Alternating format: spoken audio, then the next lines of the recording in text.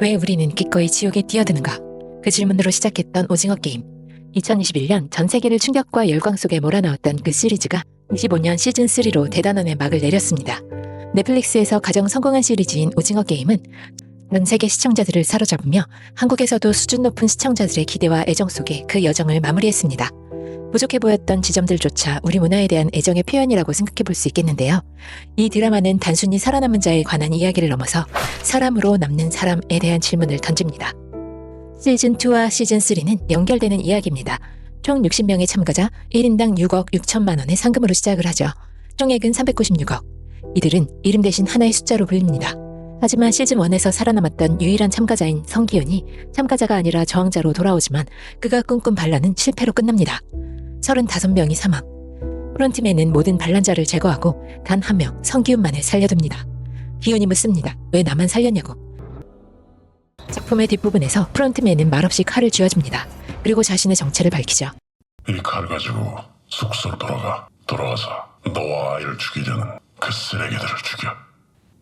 다들 먹고 마시고 취해서 골아떨어졌으니 한 놈씩 천천히 목을 베면 아무도 모를 거야. 왜 나한테 이런 제안을 하는 거지? 그는 시즌2에서 1번으로 참가했던 황인호였습니다. 황인호는 과거 132번의 참가자였습니다. 그는 오일남이 건넨 칼로 5명을 죽이고 우승자가 되었는데요. 그 후 그는 프론트맨이 됩니다. 그의 신념은 단순합니다. 사람은 믿는 게 아니다.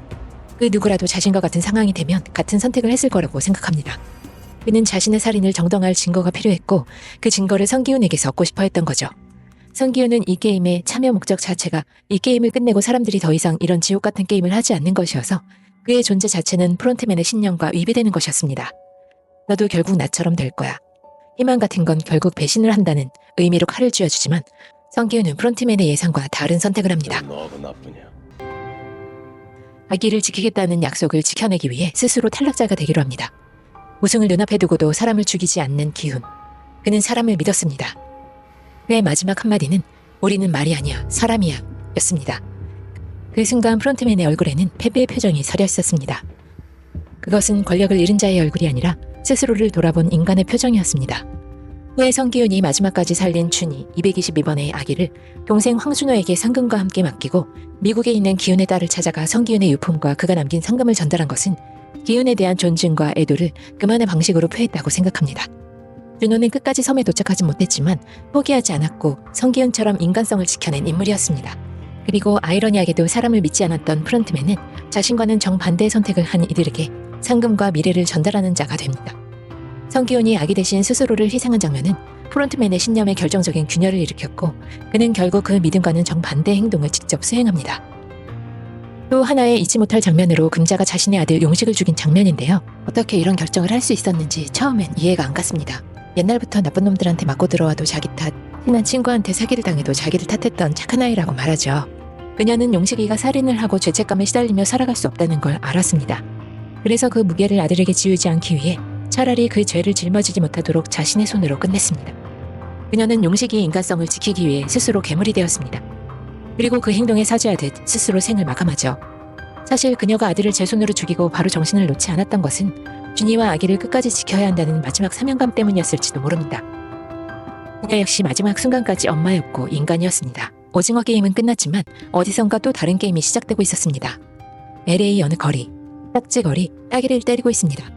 그리고 프론트맨과 눈이 마주치자 지금 하는 일에 긍지를 느끼는 듯 미소 짓습니다. 그 게임은 전 세계로 확산되고 있었습니다. 감독은 이번 시리즈로 더 이상의 오징어 게임은 없다며 새로운 시즌에 임할 때마다 치아가 빠질 정도로 스트레스가 극심하다고 인터뷰하기도 했는데요. 새로운 시즌은 더 이상 제작되지 않겠지만 이 세계가 변하지 않는 한 사람을 말처럼 취급하는 이 잔혹한 놀이는 형태만 달리한 채 반복될 거라는 걸 보여줍니다. 성기훈은 게임을 막지 못했습니다. 반란은 실패했고 그는 목숨을 잃었습니다.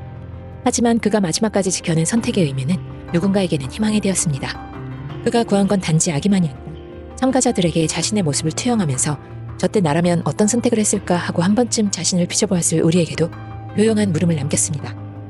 그리고 그는 마지막으로 자신을 희생하더라도 끝까지 인간성을 포기하지 않음으로써 사람다움을 지켜냈습니다. 희망이란 건 누군가가 포기하지 않았을 때 사람에게서 사람에게로 전달됩니다. 우리는 숫자나 말이 아닌 사람입니다. 오징어 게임은 끝났지만 이 이야기의 여운은 우리의 선택 안에서 계속될지도 모르겠습니다. 픽플을 구독해주신 여러분들께 진심으로 감사드립니다.